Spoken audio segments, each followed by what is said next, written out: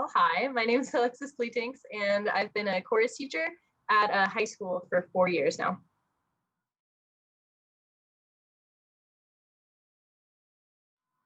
Well, I have a couple mainstream regular jobs. So I teach for the school district with my chorus teaching job. And then I also teach online for another school district, which is another opportunity for teachers, being able to work with other districts or even yours creating courses. And luckily I'm teaching one that is already created, so I didn't have to create it, but I interact with students via phone and just through the course online. And so I do that. And then anything else that I do, I create artwork and sell artwork online. And I'm on the pursuit of writing and hopefully publishing in the future. And so that stuff is just extra stuff I do for fun on the side. So I get money kind of being a freelance artist and doing artwork for people in my free time.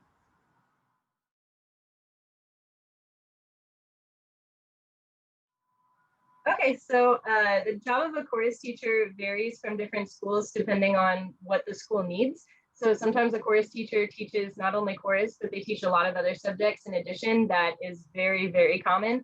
So normally those things might be a music theory class, it could be an AP music theory class. Guitar and piano are the most common ones. And then I also teach a general music class in addition, which just kind of helps with having a lot of kids who are trying to get into a few different or maybe a lot of different electives. So I teach a general music class, which I'm about to start writing the curriculum for, that covers just all types of music genres and anything that a kid could know about music. And so my job specifically involves the musical side of things. So I have students organized into different choirs, into different classes. Some combine after school, some are strictly a cappella, kind of like a pentatonic feel. And then others are traditional. And then my job description is essentially to build a choir program of excellence and good performers and students who care about singing and care about performing together. We have one assessment a year that's like a district-wide, statewide assessment where we can get feedback and professionals can come and help us. And so it's something that's much bigger than the classroom. But it's a year-long project to just try and be as good and excellent and ready for performances as we possibly can just throughout the entire year. And then it builds because you keep your students from year to year. So that's an extra added bonus that I get to keep my kids for more than just 1 year.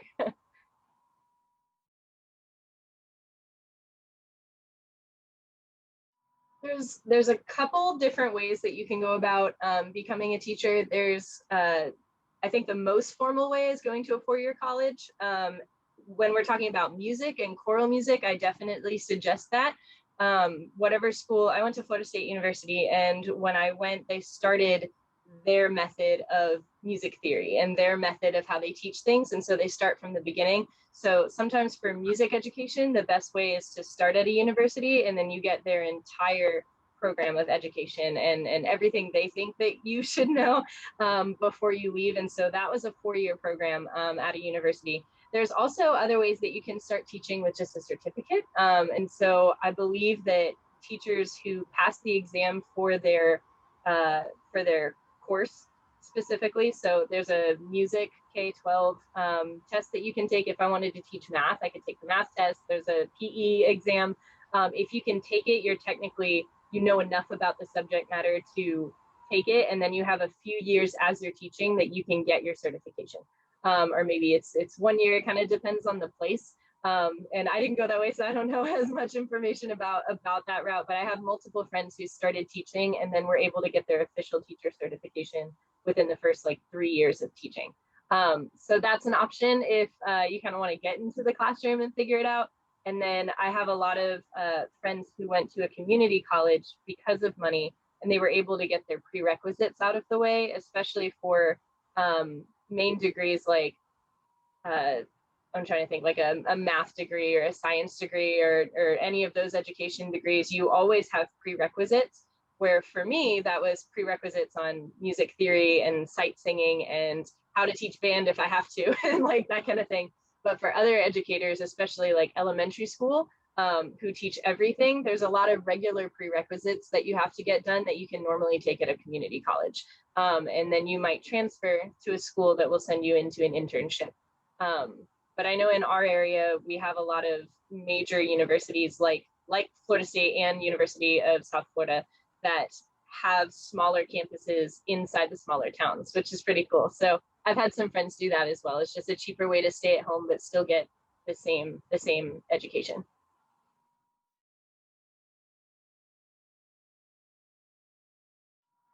What motivated me?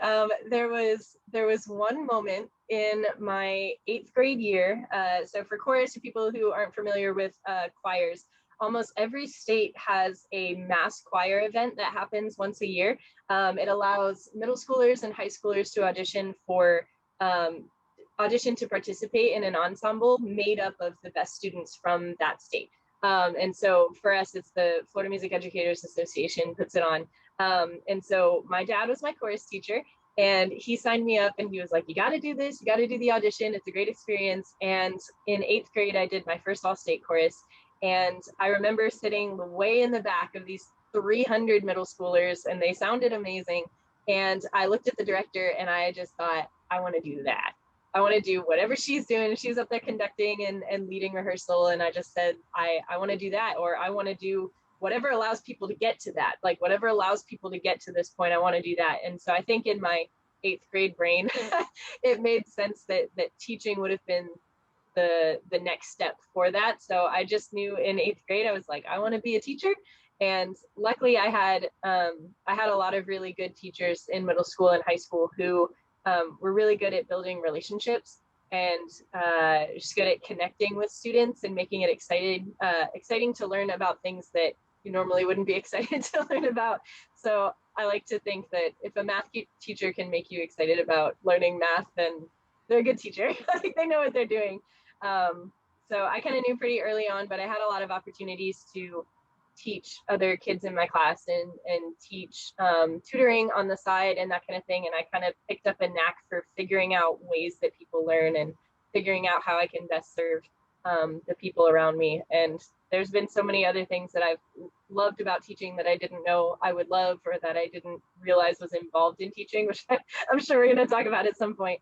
But that just comes with the time as you pursue it and as you spend more time in the classroom. There's so much more involved that is either not talked about or you just don't think about it until you're there.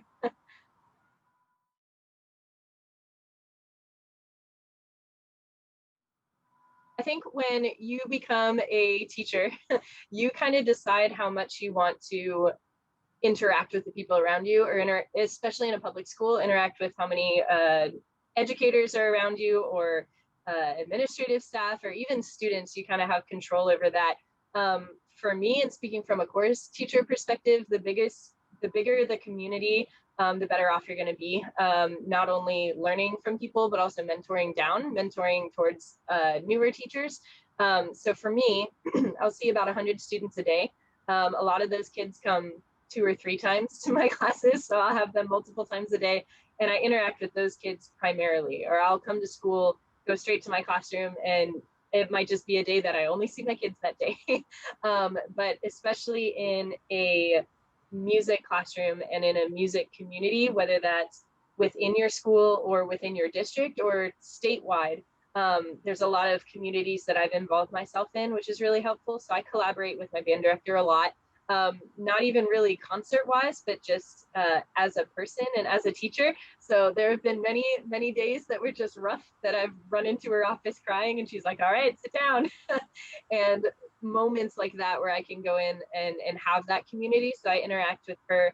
I have a good relationship with my administrative staff, and I never get out of my music hallway, but I'm trying to meet as many other teachers as I possibly can too. Because the more people that you know and the more people that you are interacting with, the more relationships that you have, it just makes work better. Some people don't think so, but I think so. Being able to walk into the office and have good relationships with everyone I see every morning, they're the first people I see every day, is really good. And then just for anybody who's interested in becoming a music teacher, there's always opportunities within your district and within your state to collaborate with other schools. So whether that's my feeder middle school and building a relationship with that school, not only the teacher, but also the kids before they come to me. And then also interacting with other people that you can just learn from. because there's always questions to ask and always things to wonder about, and figuring out how to get better as a teacher, and having that community is really, really helpful. So I say, if you have the opportunity to make more relationships and build the people that you interact with, definitely do it, because teaching can be kind of lonely if you're just in the classroom all day with kids.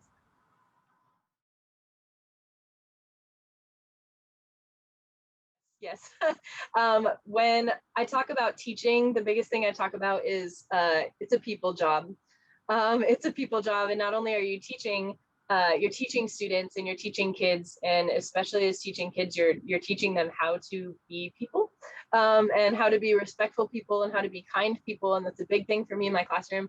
Um, and so I had a job at Chick-fil-A for like a year and a half through college. And that was really helpful to me because it taught me work ethic.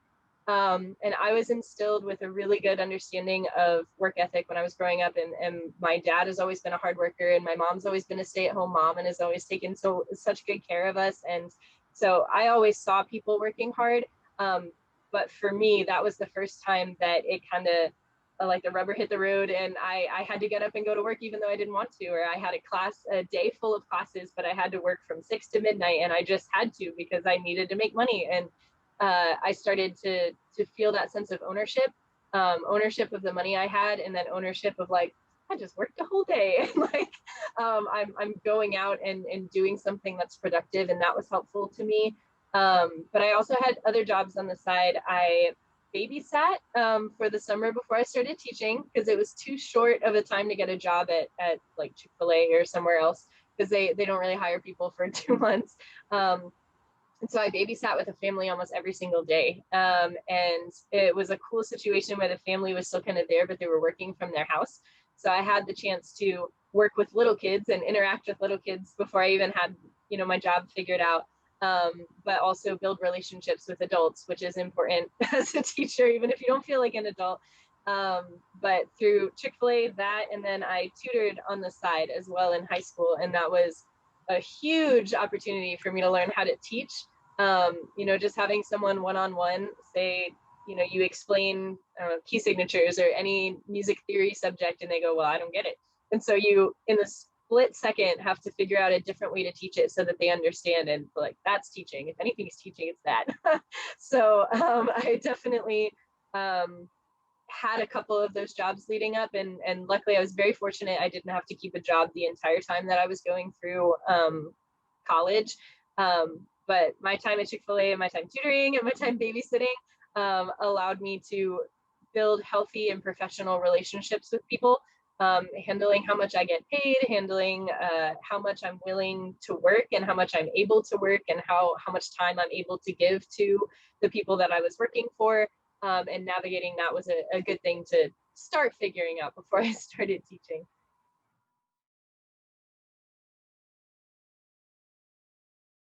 One of the things that I would say about teaching is that it's a people job, which I already said. So it's definitely a people job. But the other half is caring about your subject matter. So I've noticed in my time, just learning from other teachers and having mentors, I've realized that the best teachers and the people that I learned the best from were either really good with people, and they were really good at interacting with people and building good relationships, or they just really cared about their subject matter. And you can sit down. This happened in college one time. Someone came in and they were teaching about Scottish tradition and bagpipes. And so, I don't have any need for information on bagpipes, but that was what we were learning that day. And I remember he came in so excited to teach everyone about bagpipes. And he's not an educator. He didn't have any education classes. He didn't have a fancy education degree. He just wanted to tell people about something that he cared about. And so that goes a long way. And kids see when you care about what you're talking about. They see if you care about what you're doing every day, and they know the teachers that don't care, and they tell all the other teachers about you. Happens all the time.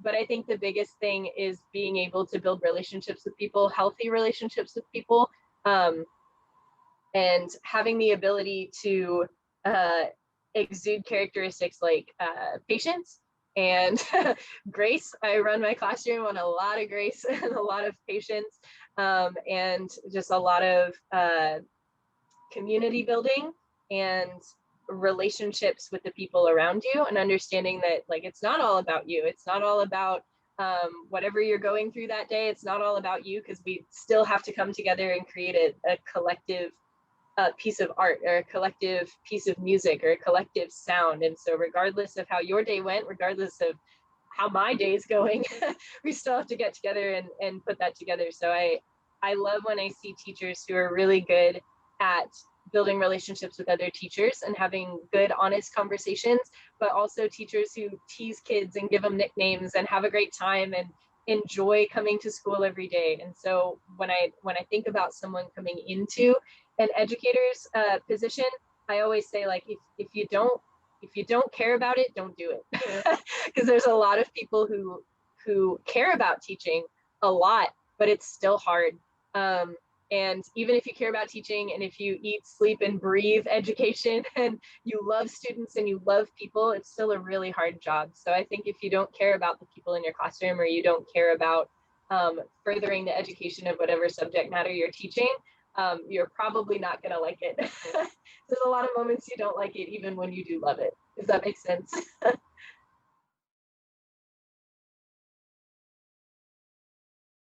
I will say I was very nervous to land the copier. And that's just me, with basic things that happen in the office, and not wanting to look dumb. I still did, but it's fine. There's that kind of stuff if you're a person that's kind of nervous about those things, but you learn and then you're fine. For a chorus teacher, it kind of depends on how you run your program. So within my school, we have smart boards, and we have Promethean boards and things like that. So my students joke with me every day that I don't know how to work technology at all, and it always shuts down. It's not my fault, but the internet connection shuts down in their class every day. And so sometimes there's that side of teaching where maybe you're projecting a PowerPoint up there to help teach, or you're projecting something like Kahoot, which allows kids to interact with the teacher and interact with the other students in the class. So you like pose a question and they can answer on their phones, and like collaborative learning like that, which is really cool. Definitely suggest it. But that takes a little bit of time to learn. So the Kahoot app or website is really important, at least for me in my classroom, and using the smart board so that the kids can interact and they're not just watching a PowerPoint. Those are really cool. Kids can come up to the board and like interact with it. So that was kind of a hurdle that I learned when I got there. I was like, okay, before school starts, I have to figure out this smart board.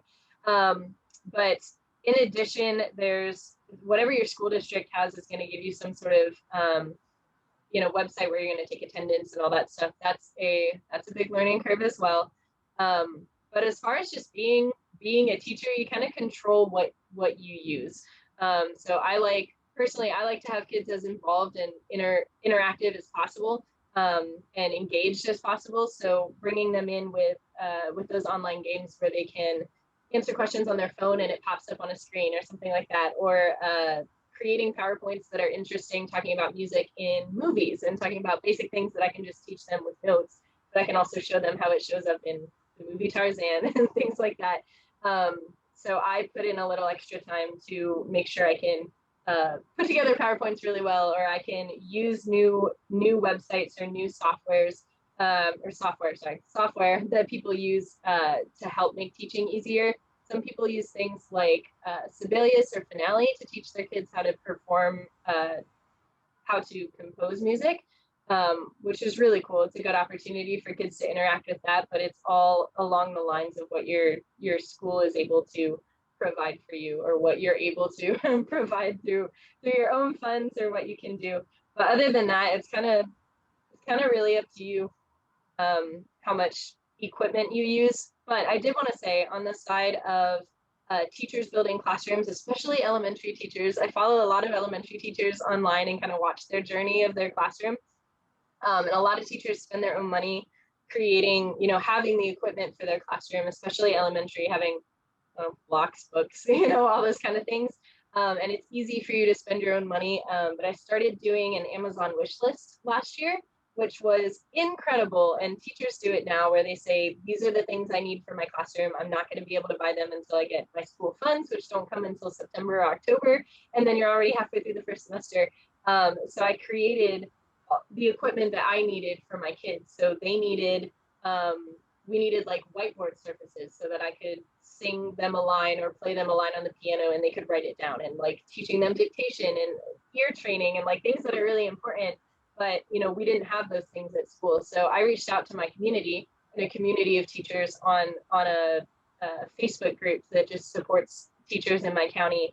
And I had everything bought and paid for and delivered to my door. So all the equipment, like, it's not technically equipment, but, you know, like the binders that my kids need, because I work in a Title I school and a lot of my students don't have money for new school supplies every year. So, you know, being able to provide those things for them helps them start out on the right foot and succeed from the start.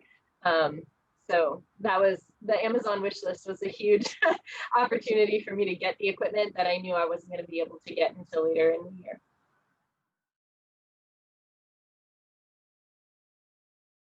A Title I school is just a school that is based on the population around the school and the students who are attending the school. So because I teach at a Title I school, that means that a lot of my students are on or close to the poverty line.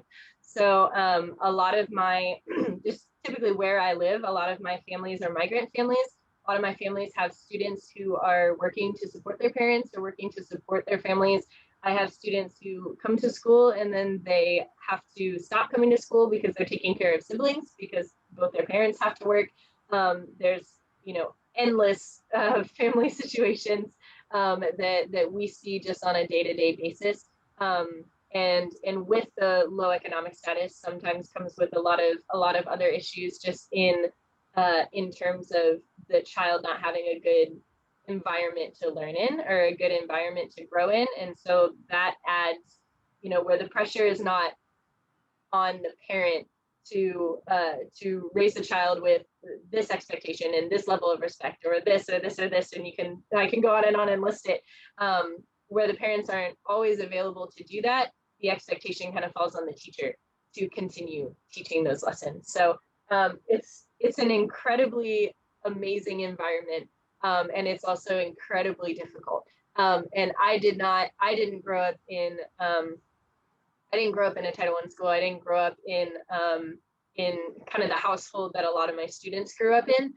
So it took me a couple of years to not really relate to my students, but to understand them, and to be able to sympathize with what they were going through and kind of understand them and hear them and get on their level, because I didn't come in on their level. I didn't come in understanding. So it's a tough job. The kids are loyal to the people that they know care about them, and they don't know that new teachers care about them yet. So that was a big hurdle when I first came, that I was like, no, you can trust me, you can trust me. And now I can say 4 years later, they trust me and they'll fight for me and they'll stand by my side through thick and thin. And like, they would do anything for me, but I definitely had to work there and earn the respect. There's a high level of loyalty in Title I schools for sure.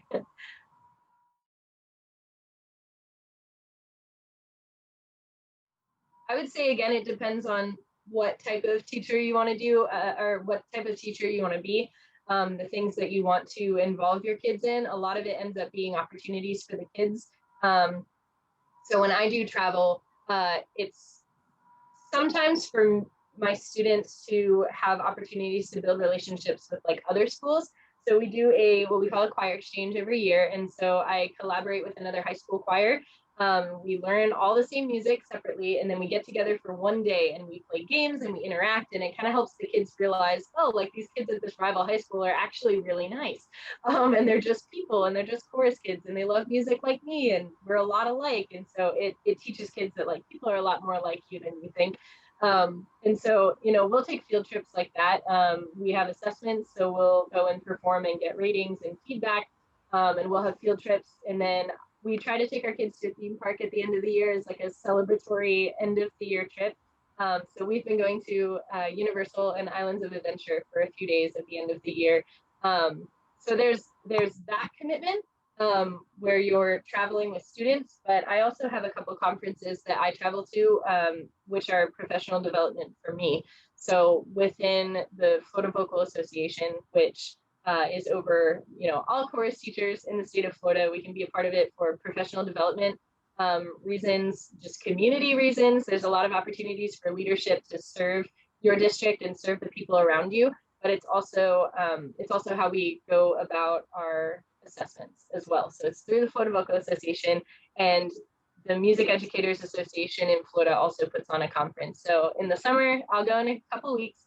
In the summer, I'll go and hear the new music that's coming out, and I'll attend professional development workshops, just how to be a better teacher, how to build better relationships, how to handle teaching after COVID, and how to build your relationship after, or not your relationship, how to build your program like after it fell apart, and how to build a program in a school that looks like this, and whatever it is. There's professional development that happens in the summer, but also in the spring. And so whenever I get the chance to kind of leave and get like filled back up and inspired and get some new ideas on how to be a better educator, I'll travel for that for sure.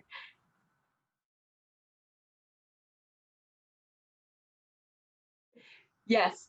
I always get people who are not educators or not teachers.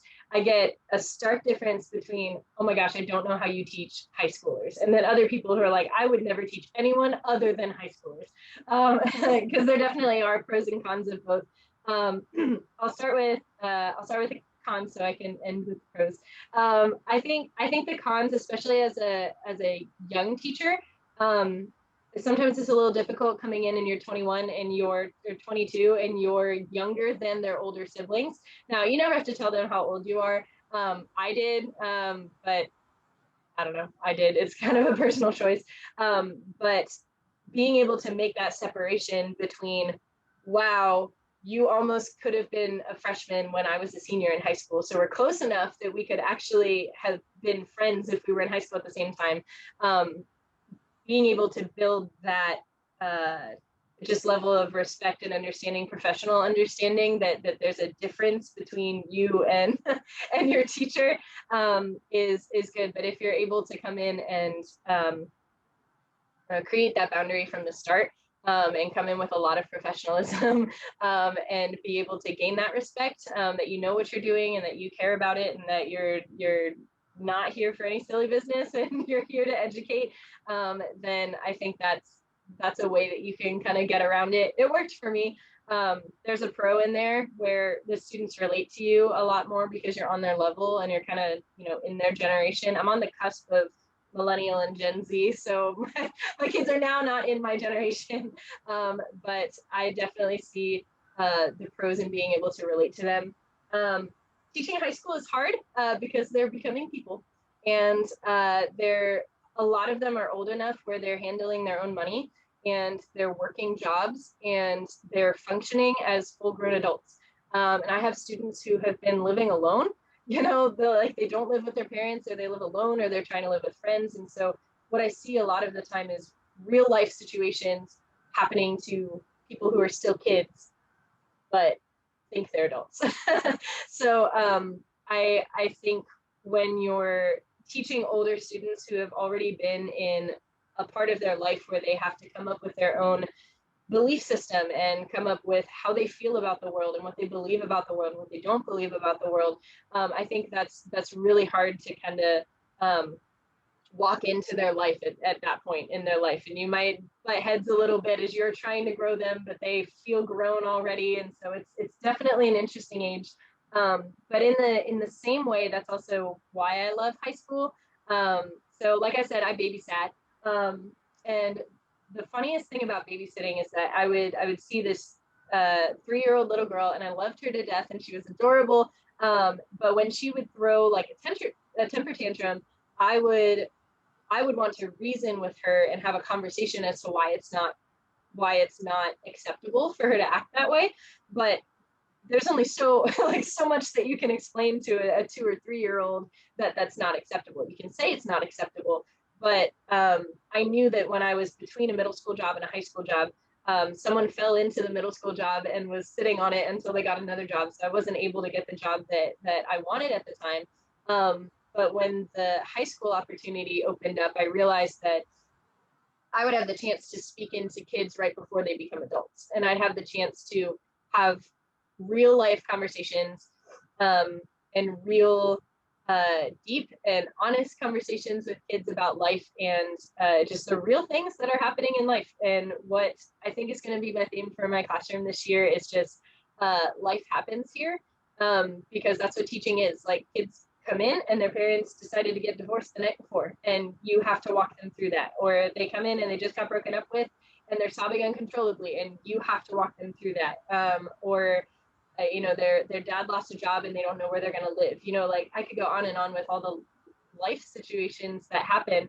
But my favorite thing about high school is that whether it's dealing with behavioral issues or whether it's dealing with just life issues, I always get to sit with them on a one-on-one, just like after class, pull them aside and be like, okay, what's really going on here? Or your behavior isn't working, not because I don't like it, but because you can't treat people like that. So I really enjoyed being able to have honest conversations with my kids about how to function just in the world, and how their behavior affects other people, and how the way that they talk affects other people. And my leadership team, my biggest goal for them this year is that instilling an understanding of it's not about me into my leaders, that when you walk into the classroom on the first day of school, it's not about sitting next to your friends, it's about finding the new person and making sure that they're welcome. Which, if we had a world full of people who cared about other people more than themselves, like, how beautiful would our world be? But I've really enjoyed being able to have that chance with them right before they go out and they become adults. And I have the chance to jump in and kind of teach them real life understanding and real life tactics for being a good person and a better person. That's what I enjoy about teaching high school.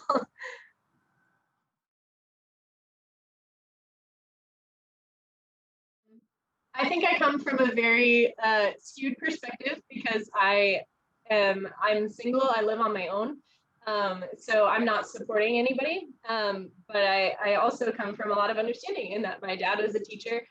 He is a teacher, and he has almost always had a second job. And I think right now he has 3. So yeah.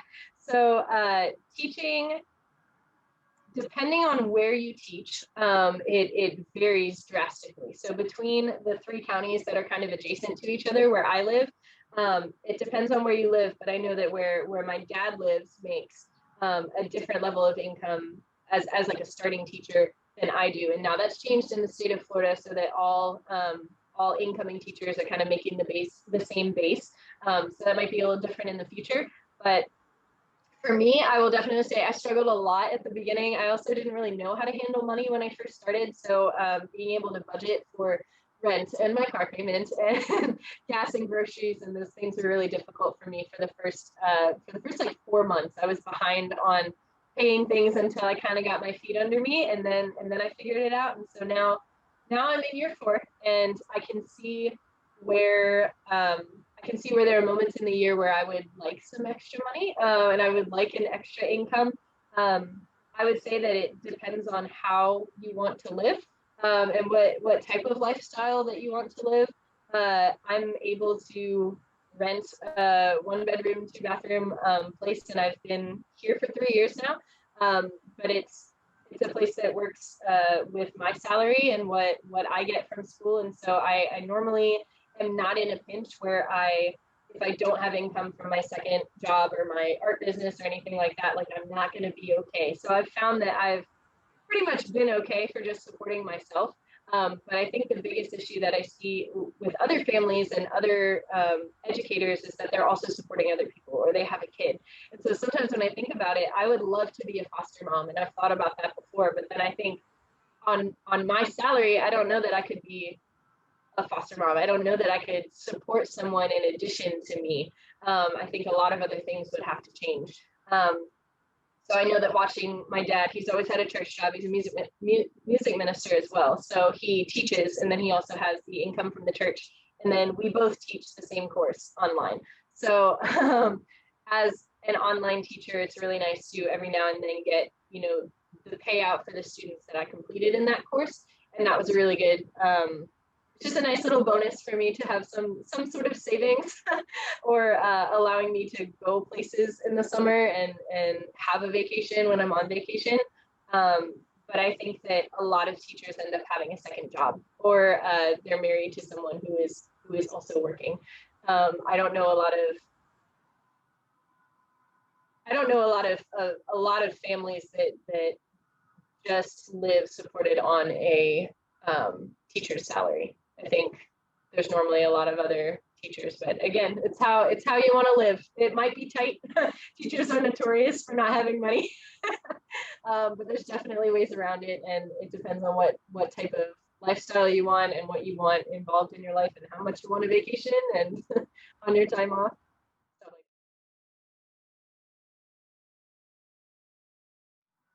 The babysitter stigma is definitely a big one. And I know that with COVID this past year, a big thing was teachers are magnificent and teachers do the most incredible work. And so it was interesting being a teacher this year because we were praised for having to teach from home or having to create curriculum on our couches at home and make sure that kids who never came to school were doing work at home and calling home. And it was a very interesting curveball to have. And I think the general public was like, teachers are amazing. We're going to worship teachers. We're going to praise teachers. They're incredible. And then, we got back to school and it was harder than it was online to teach once we were I was teaching hybrid as well as in person and online. So I had 3 different levels of students and 4 different schedules, and it was crazy. But I think there's a big stigma that sometimes teachers are the miracle workers, but also on the other end that we're just kind of, we show up and we do fun stuff, especially with music teachers, that because we teach an elective, we just kind of have fun all day or we sing all day. So I personally get frustrated when people assume that I just get kids together, we just sing. But there's a lot more structure and a lot more work and a lot more preparation that goes into it. But also I think is something that the general public doesn't see teachers doing is those little conversations that I talked about earlier where, I'm the one that calls when a kid comes in with a black eye, and I'm the one that calls child protection services when a student comes in and says that they're dealing with abuse in the home or that their parent is neglecting them or things happening at home that aren't okay. So there's a lot of just relational things that happen at school that I think no one really sees teachers do. When you think of a teacher, you think, okay, there's a red apple on the desk and they just put together lesson plans and they teach their lesson plan and then they go home and then they sleep for 3 months in the summer. And the sleeping may be true, but I think on the day-to-day basis, what's typically misunderstood is how involved teaching is. That it's not just, if I got up and I just taught a lesson every day for 7 classes, my job would be so easy. But that's babysitting where I walk in and I just have kids there. But my job is a ton of paperwork. It's a lot of paperwork and it's a lot of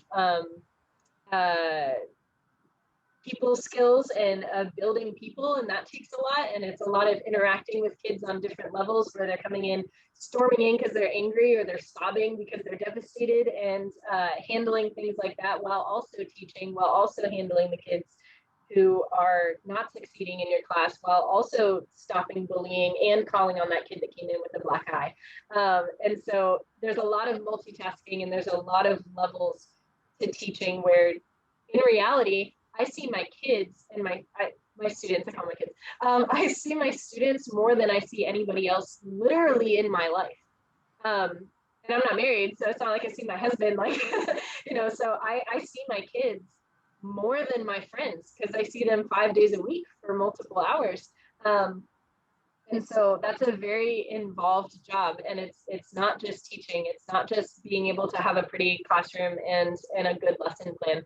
So I think that's a big stigma, that teachers get 2 months off to relax, and then you get to go back. But the work that we do in the 8 months that we're working, or 10 months depending on the school year, 9 or 10 months that we're working throughout the year, is very invasive, and it's very taxing, and it's very hard. Incredibly rewarding, but it's definitely very hard.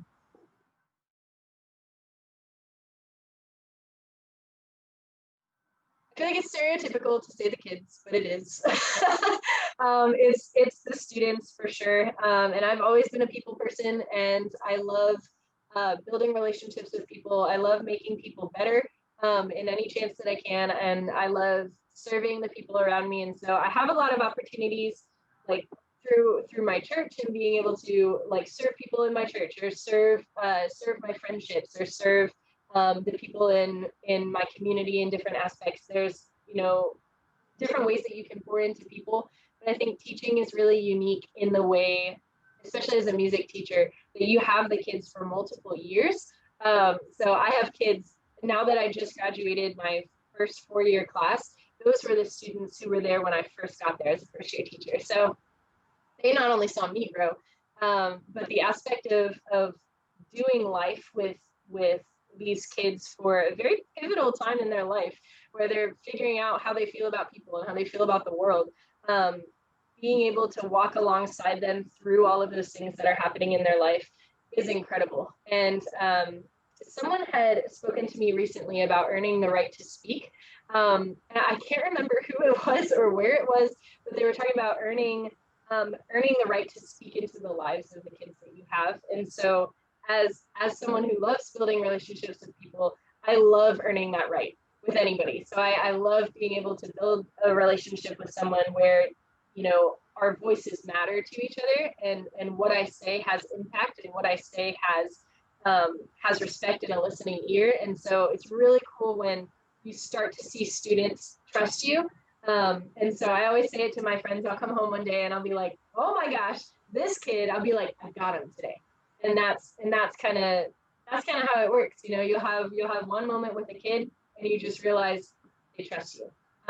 They trust you, or they'll rely on you. And so then for the 3 years after that, or the 1 year, or the 2 months that you have left, that it took them 4 years to trust you, you have that little bit of time where how much you love them can come out in your words, and you can give them advice that they'll listen to, and you can say tough things that they might not understand, or they might not want to hear, or they might not want to admit to needing help or anything like that, but you have a strong enough relationship with those kids to make an impact, and to be able to speak into their life, which is incredible. And then they graduate, and I still have good relationships with my students who have already graduated, and they still check in and want to have coffee and tell me how their life is going. And it's, for someone who really loves people, it's an awesome part of the job.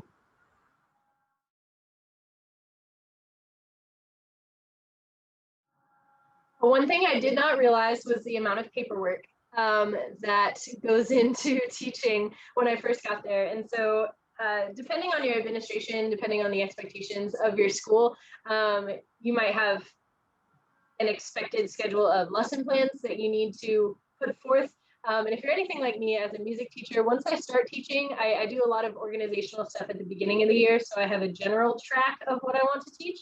But I'm not as much a detail planner always. I kind of go back and forth. And so it was really tough for me to sit down and start writing lesson plans when I first started, just because we rehearse. That's what we do. So I pick music and we get together and we sing it every day. And so being able to sit down and line up the things that I wanted to teach to like state standards and expectations of the school, and work those things in. I think a lot of teachers, when they come in, assume that they're just going to have a classroom and you get free reign, which as a music teacher you do in a lot of ways.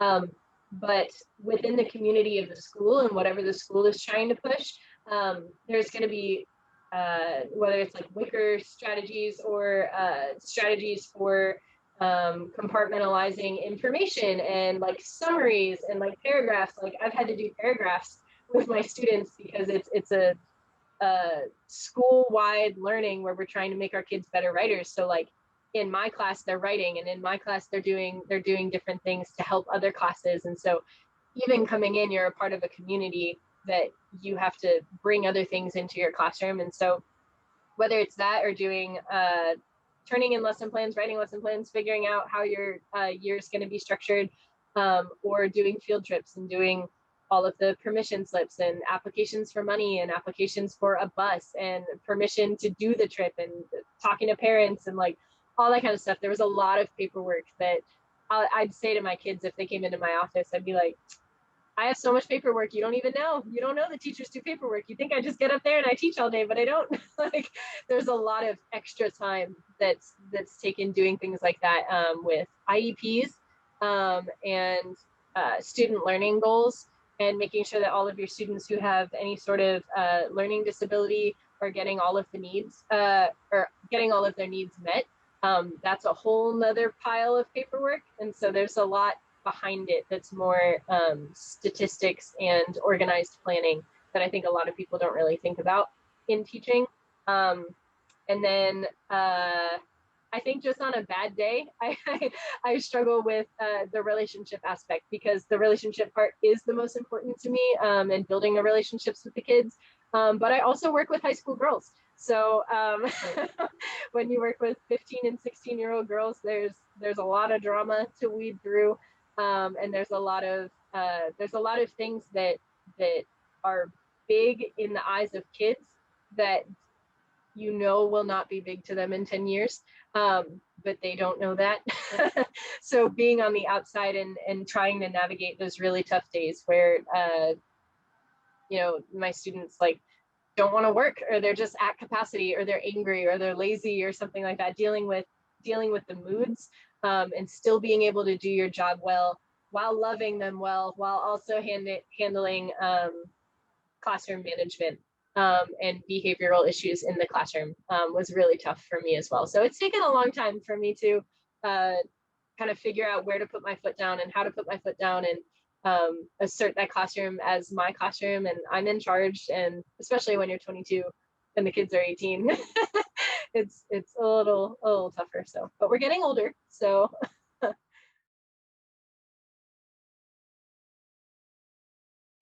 So I think one of the biggest lessons I learned at the end of my second year of teaching, was that I am a person before I'm a teacher, and I have relationships with people outside of the school before I'm a teacher, and I am worthy of time to myself and time to do things that I enjoy, and I do not live for my job.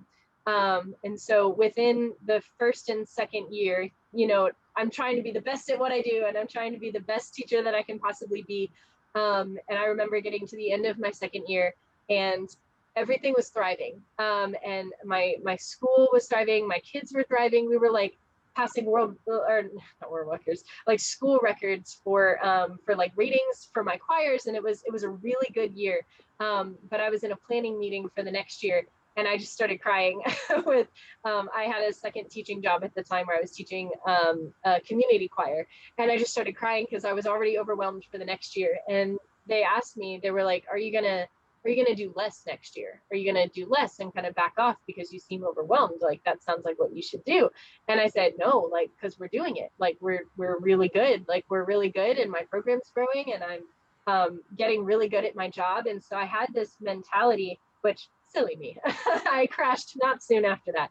But I realized that I had this mentality that because I was single and I didn't have a family, I could spend all of my time at school. And because I didn't have, a good reason to go home and rest, or people to take care of, I just assumed that like I could go to all the basketball games, and I could go to all of the games to watch my kids play, and I could stay late at school to make sure my lesson was really good the next day, and I could do all that stuff. And so I assumed that I was a better teacher than everyone else because I was there all the time, and because I spent all of this time there, until I got to the summer and I took a vacation, and I was very emotional on that vacation. And it was a very big slap in the face for me when I realized I hadn't I hadn't allowed myself to relax in a really long time, and I hadn't allowed myself to give space to that. And so it took me years, and it takes a lot of teachers a very long time to feel like taking a break is not a bad thing, and taking a break is not something that should be, you know, shameful. Like you get vacation days, you get them for vacation. So since then, and this would have been helpful to know, like as I was going in, to just, your job is not your life, and it's not going to fulfill you uh, the way that other things will. And for me, I know that I'm super involved in my church, but I know that like I'm gonna I'm gonna get all of my fulfillment and all of my joy from Jesus, and I put all of that in my job, my first and second year. And so it was like my life sucked if my job sucked, and my life was great if my job was great. And that's just a lot of pressure to put on kids, because you know your kids are what's influencing it. So that's a lot of pressure.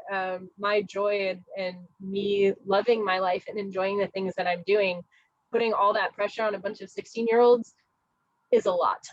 So I would say to anybody going in, what I wish I would have known is that you know your job is not your life, and it's going to be really hard if it is, even if you love it, and even if you love people, and even if you love the subject matter. It's still going to be a lot. So a lot of teachers suggest finding other things that you do for fun.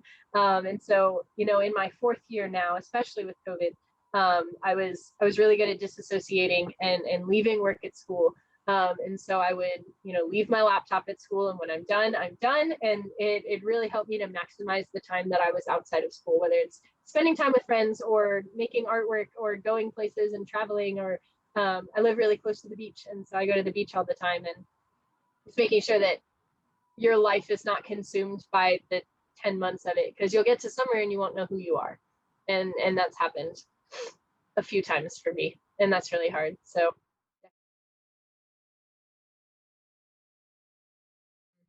how I knew. And one of the ways that I knew was I was teaching the people around me, and I was kind of tutoring, or I would be in class and we'd all be working on a worksheet in chorus on music theory or something. And I remember sitting with a student, and she didn't understand. And so I was like a section leader at the time. So I was supposed to, you know everything, and I could help everyone. And so I started to, you know, sit down with her and kind of try to explain what I could. Um, and for the first time, it made sense to her that what I was explaining made sense, and the way I explained it was different than the way the teacher explained it. And for some reason, that worked. And so it was a really cool moment for me where I was like, what I did worked. Like it worked. What I said was helpful to her. And it was mainly through tutoring. If you can picture me, but like 15, sitting in my bedroom with my little loft bed, my pink curtains and all that stuff. I had a whiteboard up on my window, and I wrote everything that the kids needed to know for their All-State auditions. And they would come in and I'd be like, okay, today we're going to learn like playing teacher. And I laugh thinking about it now. But I'd say, okay, we're going to learn about key signatures today. And I'd put it up and I'd teach them all the ways that you can remember it, all the ways that you can, little mnemonics that can help you. I'd make I'd make worksheets, and things that the kids could work with me, and then I'd kind of work with them, and I'd send them home with it to practice and that kind of thing. But that was where I first started to realize that I could get on a 1-to-1 level with people, or 1 to 3, and sit with them and explain things, and it made sense. And I really enjoy explaining things. I enjoy talking. I enjoy speaking publicly. But I didn't know I had that capability until I had some people to teach for myself.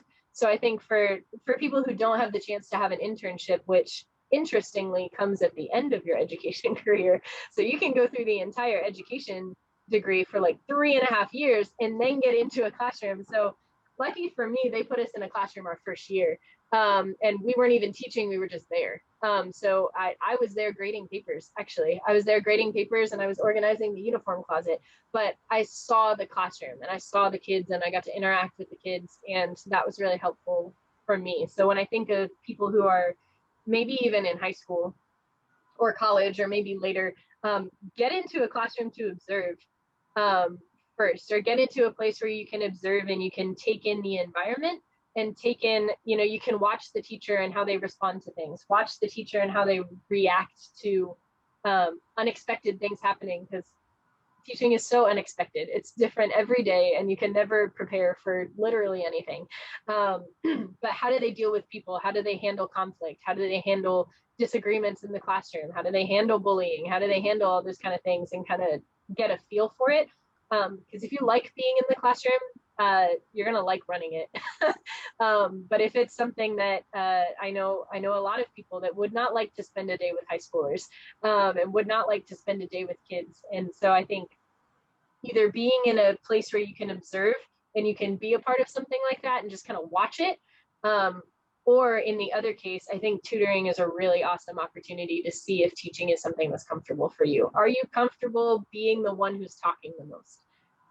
Are you comfortable being the one who's leading the pace of things and organizing what they learn and organizing how they learn it, and being able to find different ways that you can teach something that they didn't understand the first time? So how can you teach it so they get there? I think those were big moments for me that I kind of realized. So I would definitely say get in a classroom and get somewhere where you can learn, or get somewhere where you can teach people how to do things and see if it comes naturally for you. You see it for real. Because like you said, I think everybody has a general idea of what they think teaching is until you get there and you realize, oh, teaching is like answering the call from the office while I'm taking attendance, while 3 girls are crying in the bathroom and I'm trying to get them to come back while these kids are slap fighting in the corner. Like, it's just, and that's just like a Tuesday afternoon. You just never know.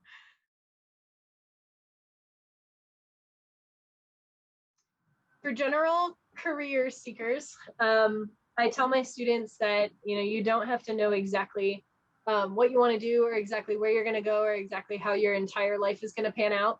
I would definitely advise just getting out there and doing it. Getting out there and pick one direction and go for it. I struggle a lot, especially with like my side things and wanting to write to publish, or wanting to write to educate, and encourage and do things like that. I struggled a lot when I first started doing that, with knowing if that was how my life was going to end up, or knowing if that was going to be a big part of my life, or if it was a calling that I had. And I think sometimes we get caught up in trying to figure out exactly what we're going to do, or exactly what we're called to do. But sometimes you're supposed to kind of go on the journey of figuring it out, and then you'll learn things. Like we said with the other jobs, I wasn't destined to live my life at Chick-fil-A, but that process of working there and the process of babysitting and tutoring and all those things helped me get to the point of better understanding what I love doing, and what I love about my job. So I think when you're looking for a career and you have a couple options, picking the right one isn't as big a deal as everybody thinks it is. Pick the school you want to go to. If you want to work and you want to observe for a little bit, or do whatever path is going to work for you, but just keep moving forward and give yourself a lot of grace, because you don't have to have it all figured out at the beginning. Some people know in 8th grade and some people don't know until they're 30 that they really want to teach. But that's your story, and you'll learn what you need on the way there, or you'll learn what you're lacking when you get there. So not too much pressure. And for anyone who wants to become a teacher, it is absolutely, I tell everyone, I have the best job in the world. I love my job, and I will also equally say it's the hardest thing that I've ever done in my entire life. And so with great sacrifice and time and commitment and huge learning curves, just comes great relationships and great rewards, and you get out what you put into it. So the more you pour into the students, the more you pour into your job, you're definitely going to get a lot out of it. But have a lot of grace for yourself, because teaching is really, really hard, and no one's good at it their first year. And that's the best advice that I was ever given, was that you're supposed to be bad, and it'll be a mess, and you'll feel like you don't know what you're doing, and that's totally normal, 1,000,000% normal.